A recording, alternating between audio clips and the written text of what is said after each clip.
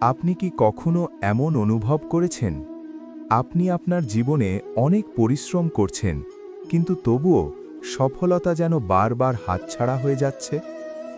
কখনো কি মনে হয়েছে আমি এত চেষ্টা করছি তবুও কেন ফল পাচ্ছি না?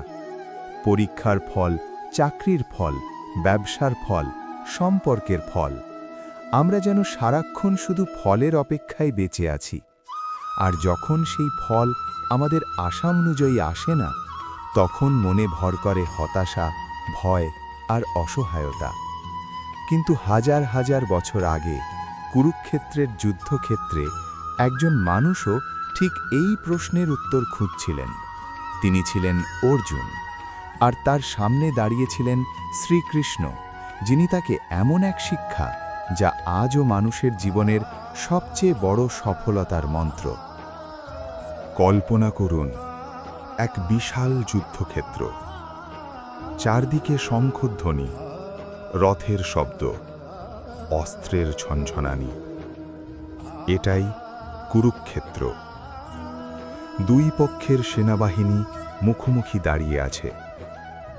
একদিকে পাণ্ডবরা, অন্যদিকে কৌরবরা। এই যুদ্ধ শুধু রাজ্যের জন্য নয়, এটা ধর্ম আর অধর্মের যুদ্ধ। এই যুদ্ধক্ষেত্রের মাঝখানে দাঁড়িয়ে আছেন মহাবীর অর্জুন। তিনি পৃথিবীর অন্যতম শ্রেষ্ঠ ধনুর্ধর। তার সাহস, শক্তি এবং দক্ষতা নিয়ে কোনো সন্দেহ নেই। কিন্তু ঠিক যুদ্ধ শুরু হওয়ার মুহূর্তে অর্জুনের মনে শুরু হলো এক ভয়ঙ্কর দ্বন্দ্ব।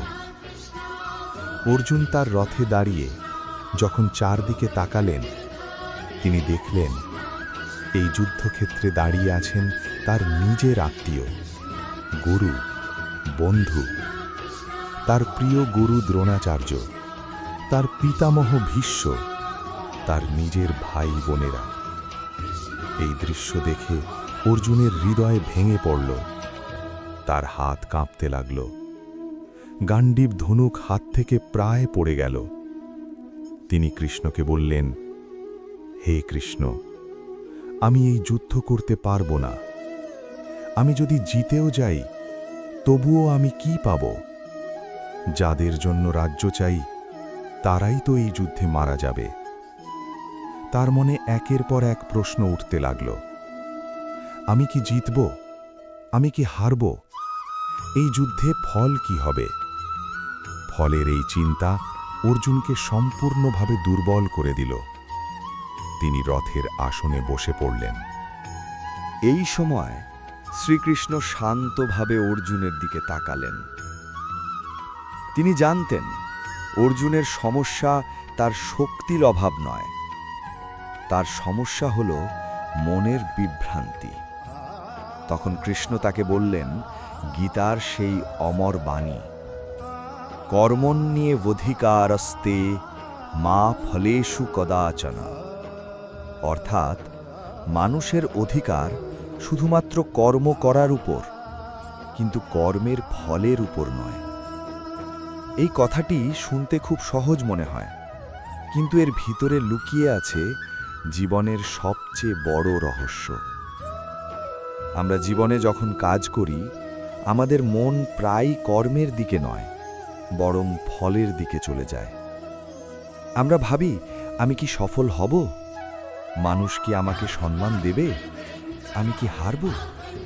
এই সব চিন্তা আমাদের মনকে দুর্বল করে দেয়। ফলের প্রতি অতিরিক্ত আসক্তি আমাদের ভয়, চাপ এবং হতাশার মধ্যে ফেলে দেয়। কৃষ্ণ তাই বললেন, তোমার কাজ হলো সঠিকভাবে কর্ম করা, ফল ঈশ্বরের হাতে ছেড়ে দাও। একজন ছাত্রের কথা ভাবুন। সে পরীক্ষার জন্য পড়াশোনা করছে। যদি সে শুধু পড়াশোনায় মন দেয়, তাহলে তার মন শান্ত থাকবে। কিন্তু যদি সে সারাক্ষণ ভাবতে থাকে, আমি যদি ফেল করি, আমার রেজাল্ট খারাপ হলে কি হবে, তখন তার মনে ভয় জন্মায়। এই ভয় তার পড়াশোনার ক্ষমতাকেই কমিয়ে দেয়। ঠিক একইভাবে জীবনের প্রতিটি ক্ষেত্রে ফলের প্রতি অতিরিক্ত চিন্তা আমাদের শক্তিকে দুর্বল করে দেয়। অনেক মানুষ ভুল বুঝেন। নিষ্কাম কর্ম মানে কি কিছু না চাওয়া? না, নিষ্কাম কর্ম মানে অলস হয়ে বসে থাকা নয়। নিষ্কাম কর্ম মানে নিজের সর্বোচ্চ প্রচেষ্টা করা, কিন্তু ফলের প্রতি আসক্ত না হওয়া। আপনি আপনার কাজটি পূর্ণ মনোযোগ এবং সততার সাথে করবেন, কিন্তু ফল কি হবে তা ঈশ্বরের হাতে ছেড়ে দেবেন। জীবনে আমরা অনেক কিছু নিয়ন্ত্রণ করতে পারি। আমরা আমাদের পরিশ্রম নিয়ন্ত্রণ করতে পারি, আমরা আমাদের সৎ উদ্দেশ্য নিয়ন্ত্রণ করতে পারি, কিন্তু আমরা সবসময় ফল নিয়ন্ত্রণ করতে পারি না। কারণ ফলের উপর নির্ভর করে অনেক অদৃশ্য শক্তি। তাই কৃষ্ণ বলেছিলেন, কর্ম করো, কিন্তু ফলের দাস হয়ে যেও না। মনে রাখবেন, যে মানুষ নিজের কর্তব্যে মন দেয় তার পথ একদিন নিজেই আলোকিত হয়ে ওঠে। একবার নিজের জীবনকে প্রশ্ন করুন, আপনি কি আপনার কাজের উপর বেশি মন দেন, নাকি ফলের চিন্তায় বেশি সময় কাটান?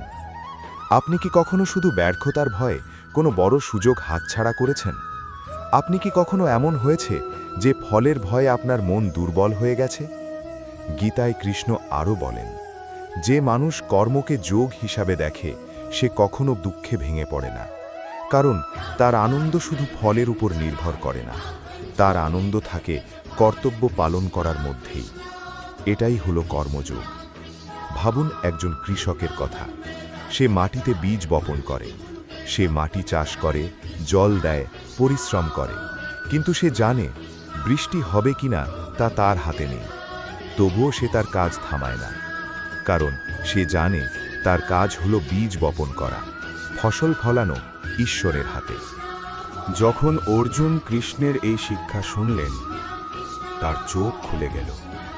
তিনি বুঝলেন তার কাজ হলো ধর্ম রক্ষা করা। জয় বা পরাজয় তার হাতে নয়, তার কাজ হলো নিজের কর্তব্য পালন করা। এই উপলব্ধি তার ভয় দূর করে দিল। তিনি আবার গাণ্ডীব ধনুক তুলে নিলেন। মনে রাখবেন, যখন মানুষ ফলের চিন্তা ছেড়ে দেয়, তখন তার কর্মই হয়ে ওঠে তার শক্তি। আজকের পৃথিবীতে আমরা সবাই সফল হতে চাই, কিন্তু সফলতার পেছনে ছুটতে গিয়ে আমরা অনেক সময় ভুলে যাই, সফলতা শুধু ফলের মধ্যে নয়, সফলতা আছে সৎ প্রচেষ্টার মধ্যে। সফলতা আছে নিজের কর্তব্য সঠিকভাবে পালন করার মধ্যে। একবার নিজের হৃদয়কে জিজ্ঞাসা করুন, আপনি কি আপনার জীবনের কর্ম পূর্ণ সততা ও নিষ্ঠার সাথে করছেন? আপনি কি আপনার সর্বোচ্চ চেষ্টা করছেন? যদি করেন, তাহলে কেন ফলের ভয় আপনাকে থামিয়ে দেবে? কুরুক্ষেত্রের সেই যুদ্ধক্ষেত্রে শ্রীকৃষ্ণ যে শিক্ষা দিয়েছিলেন, তা শুধু অর্জুনের জন্য নয়, তা আমাদের সবার জন্য।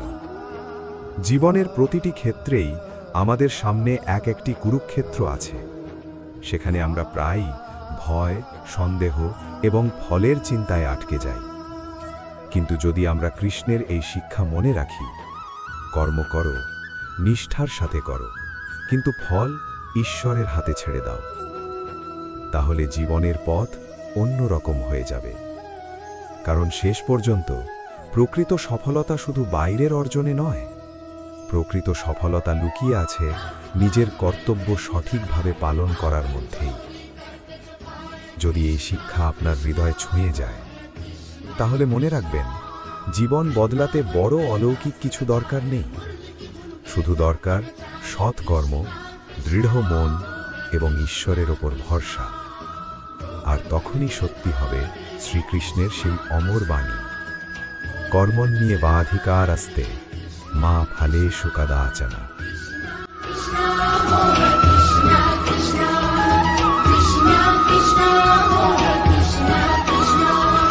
Krishna Krishna